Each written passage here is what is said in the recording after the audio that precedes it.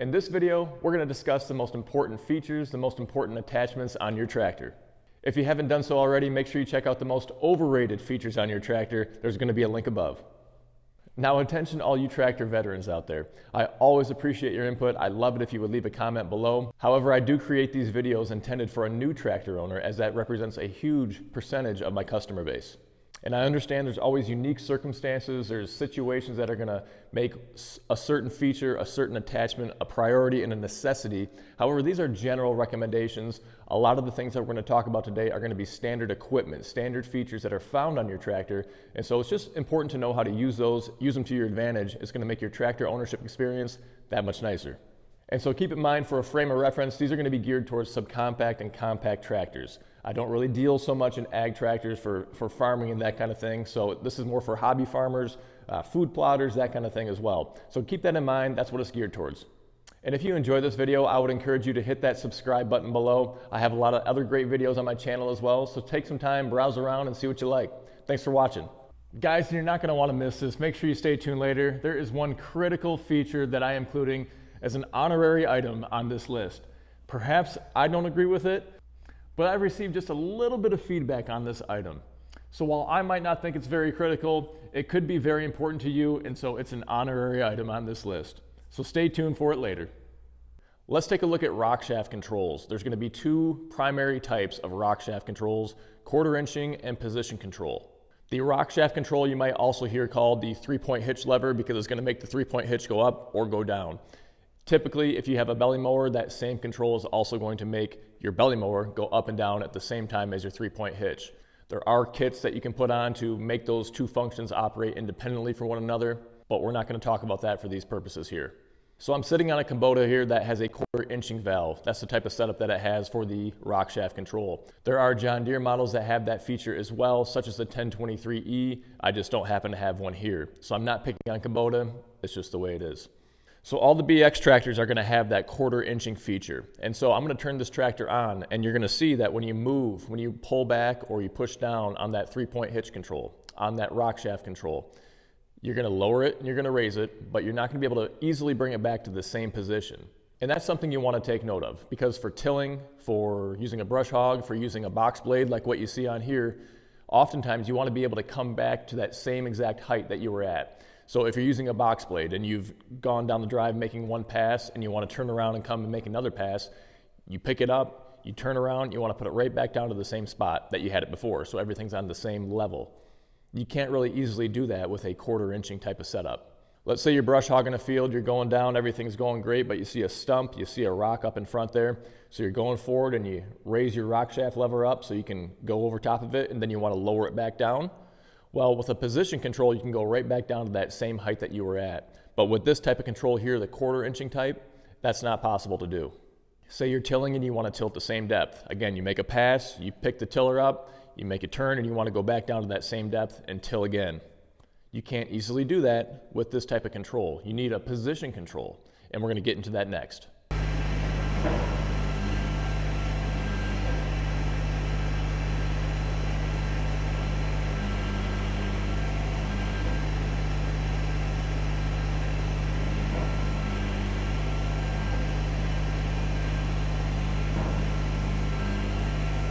Let's talk about position control. And so I wanted to show you a close-up here of what it is.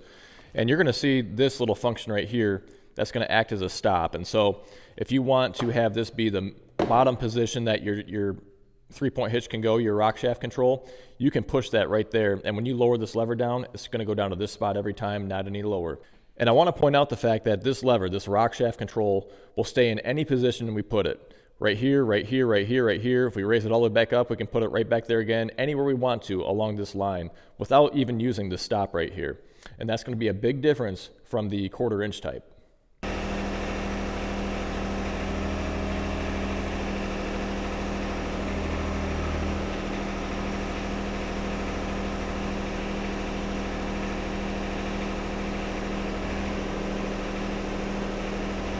So the quarter inching type does not do that. It does not stay in any position.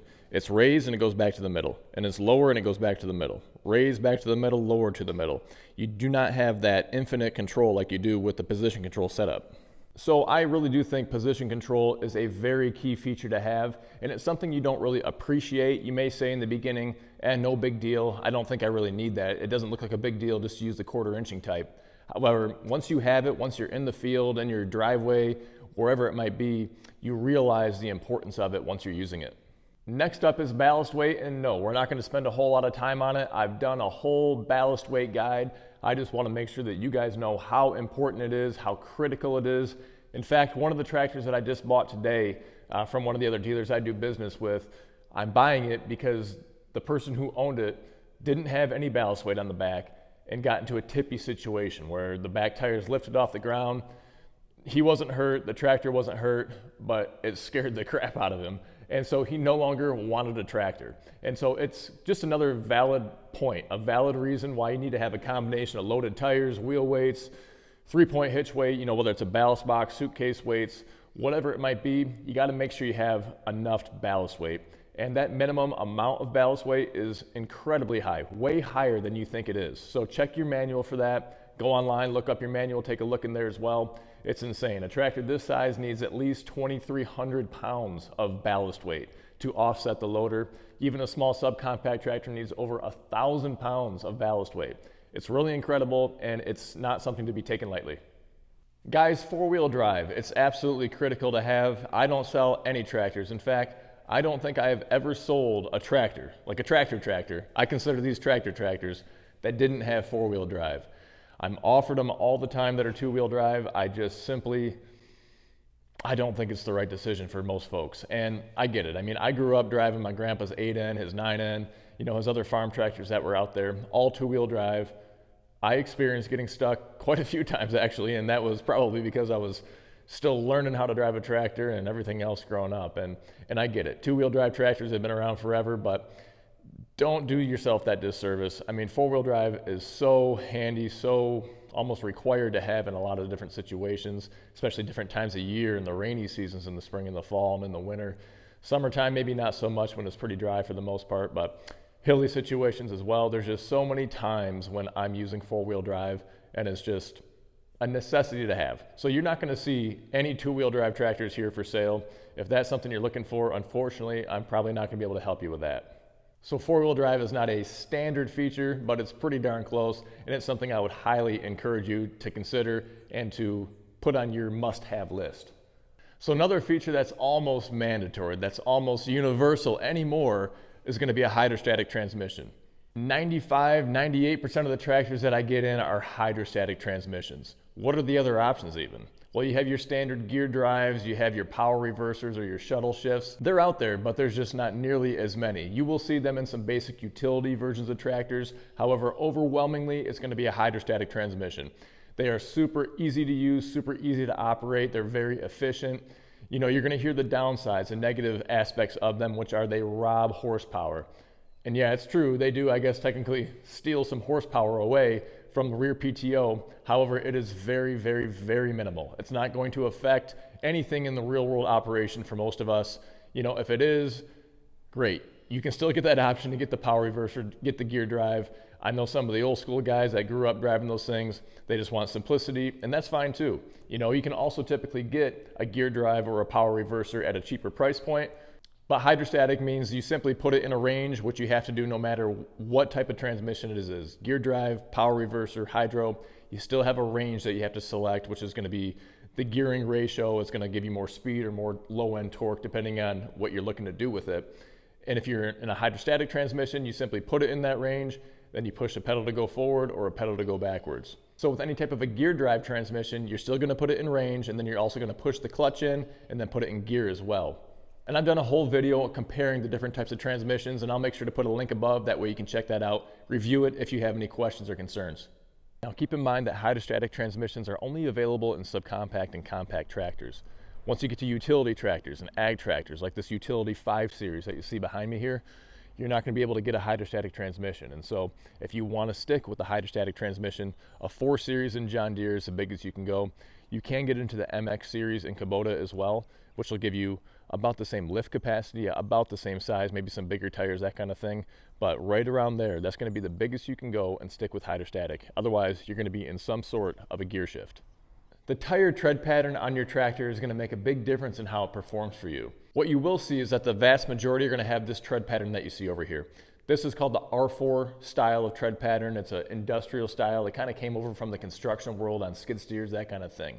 It wears very well, meaning you're going to get hundreds, if not thousands of hours out of it, depending on how you're using it.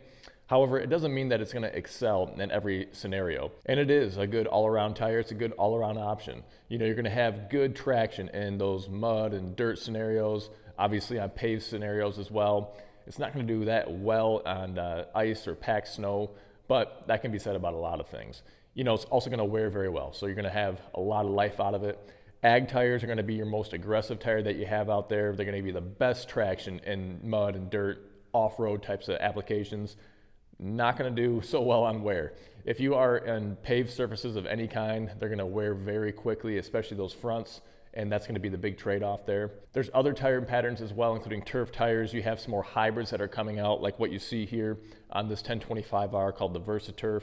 Goodyear has the R14 out that's becoming sort of popular with the Kubota tractors. I think it should be more popular than what it is. And in fact, one of my Facebook buddies just sent me pictures. He added the R14s to his 3R series cab tractor, which is pretty sweet. So really, I want you to be aware of the differences in tread patterns out there, but keep in mind that if you have the R4s on there, they are a very good all-around, all-purpose tire. It's just that if you're looking for something for a specific application that you're going to be tackling, perhaps there's a different tread pattern that would be best for you, but they're not always the easiest or the cheapest thing to change out, and so you want to keep that in mind as well. Guys, really quick, I want to tell you about a product that I can give you 10% off on. It's something that you're going to need for your tractor, you need for other stuff at your shop. It doesn't really matter what it is. If you know me, I like things that are a good value. That does not mean it's going to be the cheapest. What it means is that for the money you're spending, you're going to get the best bang for the buck. And so I like things that are innovative, that are different from the rest, different from the norm. And grease guns, if you've used them much, you know that they're a pain in the butt to use. They leak grease all over. It's a pain to swap them out. You got to use that plunger, pull it back, put it back in. They're a mess. So with Lube Shuttle, there's a lot of great benefits. These tubes are recyclable. They're reusable as well. You can swap back and forth between grease in seconds as well. Simply unscrew, screw your next one back on, and away you go. This cover here is really not necessary. It's just a little bit of added protection. So I posted something on my social media before I'd even had a chance to use it, and there was already a lot of guys that knew about this. So they all had good things to say. Nobody had anything bad to say about this. Very good product. Get yourself one if you want to. Save 10%, GWT. You're going to hear something on a loader that's called a bucket level indicator. And not every loader has these, and not every bucket level indicator is created equal either. One of the best designs that I like is the one that's found on the 1025R and quite a few other John Deere models. Some other tractor manufacturers have some good ones as well, but this is one we're going to take a look at right here. So think about it. When you're sitting in an operator station on a tractor, you can't really see the bottom of the bucket that you have on the front of your tractor. Same thing if you have a set of pallet forks on there, a snow pusher, that kind of thing as well. But you still want to know when it's level, when the bottom of that bucket is level with the ground. So you're going into a pile of mulch or a pile of dirt and you want to be scraping even with that surface there and then pick up from there. How do you know if you're level or not from the operator seat? You can't really see the bottom front of the bucket. So you rely on something like this, a bucket level indicator. So how you know it's level with this type of indicator is when this bend, this crook right here, is right in this bracket, right in the middle here. That's when you know that it's going to be in the level position. And again, if it's not in the position you want it to be, you can loosen this screw, slide this rod in and out, and then tighten that screw back down and have this in the position that it needs to be. You can also adjust it that way depending on if you're going to have your pallet forks on for a long time. You may want to loosen that up, adjust this to the position because it could have a different level than what your bucket has. Now let's take a look at another type of indicator. Okay, so this happens to be another type of level indicator. Yeah, it's pretty simplistic in nature, and simply what you do is from your operator station there, you're going to take a look down at this and try to determine if this is level with the ground or not. That's the type of level indicator that this is right here. So it's not really adjustable so much, but you're simply eyeballing it and just trying to determine if it's level or not based on if this is level or parallel with the surface that you're on, and that's how you know that you're level. There are going to be some models of tractors out there that don't have any kind of an indicator at all. That includes the John Deere 4M series, the John Deere 3E series, and I'm sure many others as well from other manufacturers. So what I do in this kind of situation is typically just use the top edge of the bucket, similar to what you would do with that Kubota. It's going to be just about parallel with the bottom edge of the bucket, and that's about all you can do with these. Now, I have seen on forums where there's been some guys that have purchased the bucket level indicator for another series and modified it to work on one of these tractors. So there is that option out there. You're just going to have to do a little bit of modification on your own to make that work. What we're taking a look at here are going to be two types of quick attach systems on the end of your loader that attach to a bucket or another attachment like a grapple. This could be the same for pallet forks for a snow pusher, a lot of other attachments that go on the front end, the business end of the loader. And a quick side note, a loader and a bucket are not the same thing. This down here is a bucket. The arms, everything going up there with the hydraulics on it, that is the loader. It doesn't matter if it's a Kubota or a John Deere, but it's something that gets confused all the time, and so it's nice to have that clarity. Loader, bucket. So the John Deere is going to come standard with a John Deere quick attach, meaning that you can take that bucket off really quickly, put on a grapple, put on pallet forks, put on a snow pusher, all that kind of stuff. So the standard setup for Kubota, for everybody else out there, is going to be a pinned on bucket. That means there's not going to be two levers here that you can quickly take this bucket off and put another attachment onto the front of it. You're not going to have a hook and pin style like what you see on the John Deere here. It's going to be pinned on, and you're going to have to use tools. It's going to be a long process. It's going to be a pain in the butt. There's not the ability to quickly go back and forth from the bucket to the forks, to the pusher, to the grapple, to whatever. You just can't do it with a pinned on bucket. So don't shoot yourself in the foot and get a tractor with a pinned on bucket. I don't buy them. The only way that I'm going to get one in is if it's a trade-in to me, or if it's some sort of incredible value that I can pass on, and then make sure they're aware, whoever's going to buy it from me is aware of the fact that it's priced so low because it has a pinned on bucket. If you're in the market for a new Kubota or a new other manufacturer besides John Deere, pay the extra up front and get the quick attach. You're going to thank yourself down the road, no matter if you're going to use it or if you're going to sell it and have somebody else use it. You're going to get more money for it, and if you try to add it on afterwards, it's going to cost about double the amount that it is originally. So there used to be a base model of loader on the John Deeres, a D120 loader that was found on the 1 Series. That had a pinned on bucket. However, John Deere no longer produces that, and so it's now completely standard no matter if it's a 1, 2, 3, 4 Series tractor. You're going to get the John Deere quick attach. And you'll see here, even John Deere can come with a skid steer quick attach as well. I don't really care what system you go with. I'm just saying, get a quick attach system on the front of your loader, on that business end of your loader. That way you can put a bucket on there, forks on there, whatever attachment you want. It completely opens up the versatility of the loader and of the tractor. What you're taking a look at here side by side are a John Deere 1 Series and a John Deere 4 Series. And you have several series here in between that are going to fill this gap. You have the small 2, the 2025. You have the large frame 2, the 2032 and 2038. Then you have your 3E series, like the 3032, 3038E, that kind of thing. And then you have your 3R series. Then you're going to get up to the 4 series here. And the 4R and the 4M are pretty much identical on their specs, so there's not too much of a variance there to worry about. And I want to point this out because these are all going to be rated to a max lift, and that's what you're going to see published online. Makes sense, right? I mean, you want to tell customers the max amount that you can lift. However, that can be deceiving. And the reason is that when they're going to be publishing these rates, they're going to tell you the most it can lift right here at the end of the loader arm. But let's say you have your pallet forks on here and your load's way out here. You're going to lift a lot less weight compared to if it's way back here. So I would encourage you not to look at that maximum lift capacity of the loader and think that that's going to be able to handle everything you want it to do. If you have a known weight, a known entity that you have to lift with your loader, like a round bale for instance, or let's say you have a lot of logs on your property that you want to move around and you know they weigh 1,000 pounds or 1,500 pounds or whatever it might be. So you want to have enough wiggle room in there, enough margin in there to be able to account for those different positions of the load depending on how high you have to lift it up as well. There's a lot of variables that come into play. Let's say this John Deere 1 Series here is rated to lift 800 pounds to full height. Well, most likely that's going to be at the base of the loader arms, and it's going to have all that weight right there. If your weight is 2 feet out from there or 3 feet out from there, you're not going to have much luck with that. So if you have an 800-pound round bale and you see, well, this can lift 800 pounds to full height, I hate to tell you this, but that's not going to happen, okay? All that being said, you're typically going to see a lift capacity to the max height right there at the base of the loader. And then you'll also see a max lift capacity to about 5 foot or so. And you should also see some lift capacities that are about 2 feet out from the base of the loader arm. So that should give you some more data, some more information to look at there. Tractor data is a great spot. It lists a lot of those different loader models on there, and you can find that kind of information.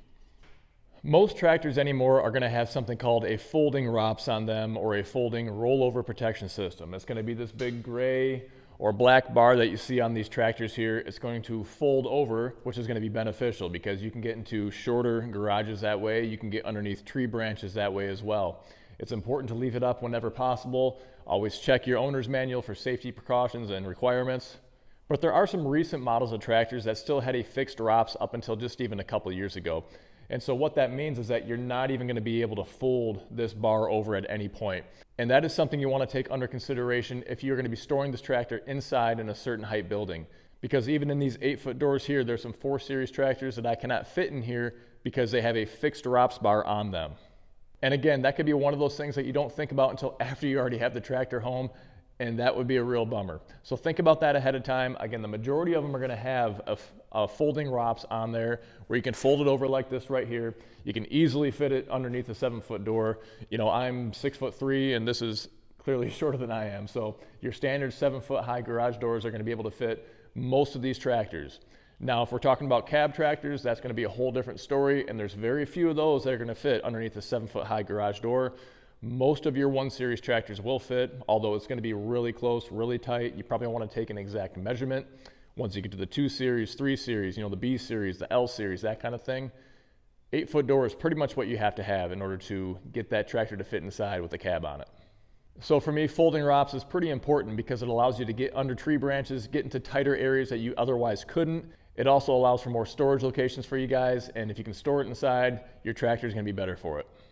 Let's talk about the float function. And so this is something that every tractor pretty much has these days, even including like garden tractors. You're going to see that like on the X7 Series garden tractors. And typically with a loader joystick, you're going to pull back on it and it would raise the loader. You're going to push forward and it would lower the loader. If you go in, you're going to curl that bucket. And if you go out, you're going to dump the bucket. The 5th function is simply float. It's a detent position. It releases that hydraulic pressure. So this would be down. Push it even further, you're going to go into that float position there. And what that's going to allow you to do, you can see that it stays in this position as well until you pull back out. So again, go forward, and then you're in detent there. You're in the float function right there. So the float function is beneficial for a couple different applications. One of the most popular ones is going to be for plowing or for snow blowing. So whether you're using your loader, your bucket, if you have a frame mounted plow or even a snow blower, put it into the float position, and then when you're driving forward, when you're moving forward, the bottom of that attachment is going to follow the surface of the ground. It's not going to want to dig in. Like if you had hydraulic pressure on there, if you're pushing down with hydraulic pressure, that edge, the bucket, the snowblower, the blade would want to dig into whatever that surface is. But in the float position, it just follows along, glides along the surface there as needed. The other application when the float function is really useful, really beneficial, is if you are doing grading. Let's say you have a bunch of dirt piles or even a bunch of mulch, rock, whatever it might be in your driveway, stone, spread out into small piles, and you want to try to start to smooth that out. And so what you can do in that kind of application is you can use the float function to your advantage. You don't put a lot of down pressure on there, but you just pick the loader up, rock the bucket edge forward, and then you just start to back up with this in the float position way down here. And then you can just kind of slowly tweak the angle of that bucket edge there, forward or backwards. That way it kind of pitches and grades it out exactly how you want it to be done. It's a nice way to do it without applying a lot of pressure and potentially scraping up a bunch of that material that you don't want to be moved out of the way. There's another feature on these tractors that is critical to know how to use it to your advantage, but just not a lot of folks are quite aware of it. It is located in different areas depending on your tractor. A lot of them is going to be right out front here under the seat, but some that will be tucked back underneath the seat in different areas. So take a look at your manual or just do a little snooping around your tractor and you'll find it. But it's called the rated drop control. You can use it to your advantage because you can greatly adjust the speed of a 3-point attachment going up or down, or even your belly mower going up or down. You can even go so far as to close that 3-point function off so that you can't even lower the attachment. It will stay in a fixed position. And you're simply going to be opening and closing a valve by turning it here. And the amount that you have it open or close is going to determine how fast or slow that attachment goes up or down. So I'm closing this the entire way and I have it entirely closed now. At this point, I would not be able to lower my 3-point attachment. If I open it up ever so slightly, what that's going to allow me to do is have really great control over raising and lowering it. It's going to give me very small adjustment, be able to fine tune very, very closely. If you have this open, wide open, you know, wide open throttle almost, it's going to go drop straight down and go straight back up. It's going to be uncontrollable. It's going to bang into the ground. It could damage the attachment potentially. So if that's happening, don't freak out. Just simply tighten that thing back up. And lots of times, so many people don't even really understand or realize that it's there on their tractor. This is one of those things that it could be kind of almost feel like it's locked into position there. Just give it a good tug and it should free up and turn and rotate freely after that.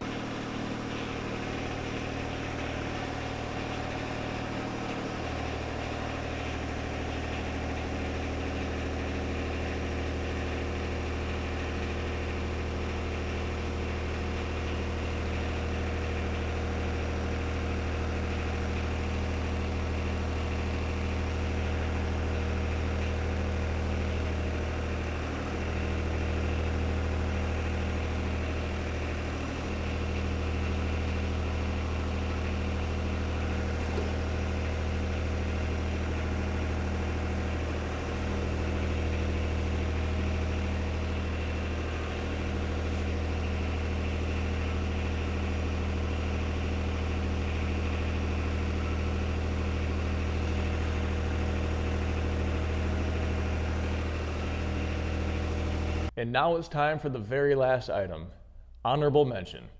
And this is something that I really don't find all that beneficial. I know a lot of you do. And so that's why it's on this list here. And this could be very important for you, Mr. New Tractor owner as well.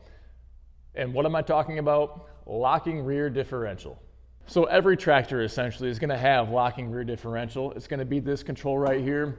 And I am told it can be a lifesaver in many different applications. If you're on mud and loose dirt, soil conditions, if you're stuck in a swamp somewhere, that little feature right there could make or break it for you to get unstuck. And so make sure you know how to use that feature, as it could come in very handy, even if four-wheel drive is not doing it for you. And again, just because I don't find something helpful or because I do find it helpful doesn't mean that you will as well. But I am asked for my opinion dozens of times a day, okay? And so we are all gonna have our own take, and we could all give different answers on all sorts of topics. But I've got a lot of experience, from taking care of parking lots here, to taking care of farms growing up in the summer at my grandpa's, to handling my own hunting lease, and everything in between. I'm on different customers' properties all the time doing service work for them. And so I have a wide-ranging book of experience to draw from. Hey, I want to thank you so much for taking the time to watch. Again, if you like this video, check out my channel, check out my other videos. Take a moment, hit that subscribe button below. Go on over to Good Works Tractors. I'd love to help you out with a tractor, with an attachment, put together a whole package for you. I can also help with delivery and financing. Until next time, take care. We'll see you soon.